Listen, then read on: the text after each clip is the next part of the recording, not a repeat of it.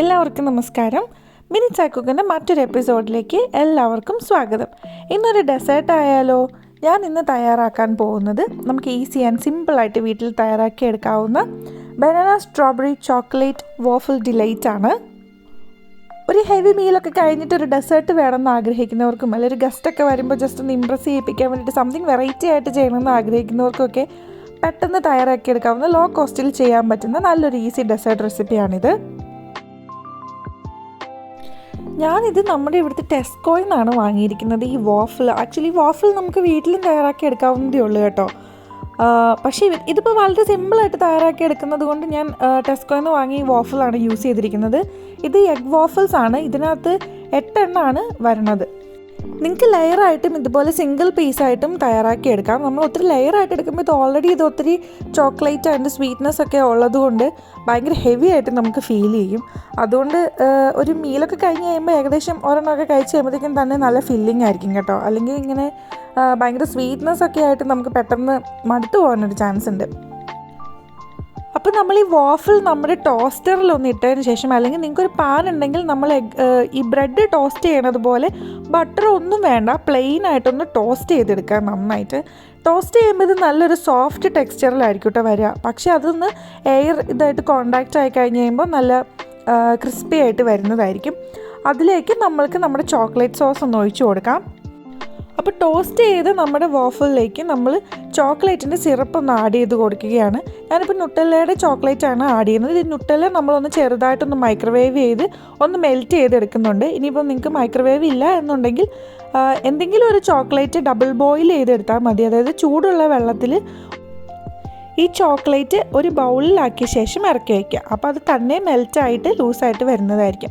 അത് നമ്മൾക്ക് ഇതിലേക്ക് ഉപയോഗിക്കാം. അപ്പം നുട്ടല ഞാനൊന്ന് മെൽറ്റ് ചെയ്തെടുത്തതിന് ശേഷം അതിൻ്റെ മേളിലേക്ക് ഒരു 3-4 പീസസ് ഓഫ് ബനാന ആഡ് ചെയ്ത് കൊടുക്കുന്നുണ്ട്. അത് ഇഷ്ടമുള്ള ബനാന നമുക്ക് ആഡ് ചെയ്യാം. ഞാനിപ്പോൾ റോബസ്റ്റയാണ് ആഡ് ചെയ്ത് കൊടുത്തിരിക്കുന്നത്. നാട്ടിലാണെങ്കിൽ കുറച്ചും കൂടി ടേസ്റ്റുള്ള പഴമൊക്കെ നമുക്ക് കിട്ടുമല്ലോ. അപ്പോൾ നമുക്ക് ഇഷ്ടമുള്ള ഒരു ചോയ്സ് ഇതിലേക്ക് ആഡ് ചെയ്യാം. അപ്പോൾ നമ്മൾ ചോക്ലേറ്റ് ആഡ് ചെയ്ത് കൊടുത്തതിന് ശേഷം ബനാന ഒന്ന് ലെയർ ചെയ്ത് വെക്കുക.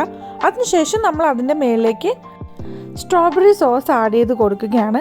നിങ്ങൾക്ക് ഇഷ്ടമാണെന്നുണ്ടെങ്കിൽ സ്ട്രോബെറി പൈനാപ്പിൾ ജാമൊക്കെ ആഡ് ചെയ്ത് കൊടുക്കാം ചെറുതായിട്ട്.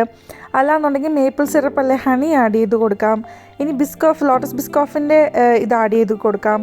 അല്ലെങ്കിൽ പീനട്ട് ബട്ടർ അല്ലെങ്കിൽ എന്താ പറയുക പിസ്താഷ്യേൻ്റെ ഒരു ക്രീം കിട്ടുമല്ലോ.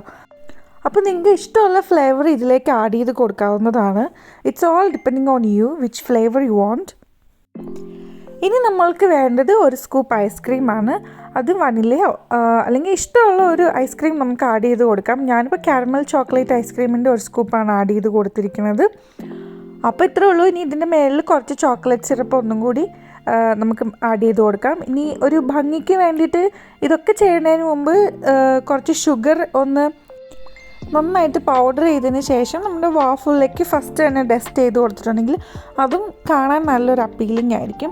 ഇനി ചോക്ലേറ്റ് സിറപ്പ് അല്ലെങ്കിൽ നുട്ടല്ല ഇതൊന്നും ഇല്ലാത്തവർക്ക് ഹെർഷീസിൻ്റെ ചോക്ലേറ്റ് സിറപ്പ് വാങ്ങിക്കാൻ കിട്ടും. അപ്പോൾ അതാണെങ്കിലും ഉപയോഗിച്ചിട്ട് ഇത് തയ്യാറാക്കി എടുക്കാവുന്നതേ ഉള്ളൂ. ഇതെല്ലാം കംപ്ലീറ്റ്ലി ഓപ്ഷണലാണ്. ഞാൻ ഒരുപാട് ഓപ്ഷൻസ് ഞങ്ങൾക്ക് ഇതിൽ തന്നെ തന്നിട്ടുണ്ട്.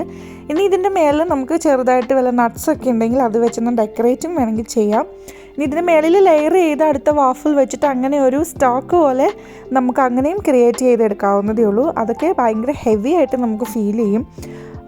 അപ്പോൾ ഇതിൻ്റെ കോസ്റ്റ് നമ്മൾ പുറത്തുനിന്ന് വാങ്ങിക്കുമ്പോൾ ഏകദേശം ഇത്രയുള്ളൊരു വാഫിളിന് ഇവിടെയൊക്കെ ഒരു കോസ്റ്റ് ആവുന്നത് ഒരു 10 pounds ഒക്കെ അടുത്തെങ്കിലും ആവും. മിനിമം 8 to 10 pounds ആവും.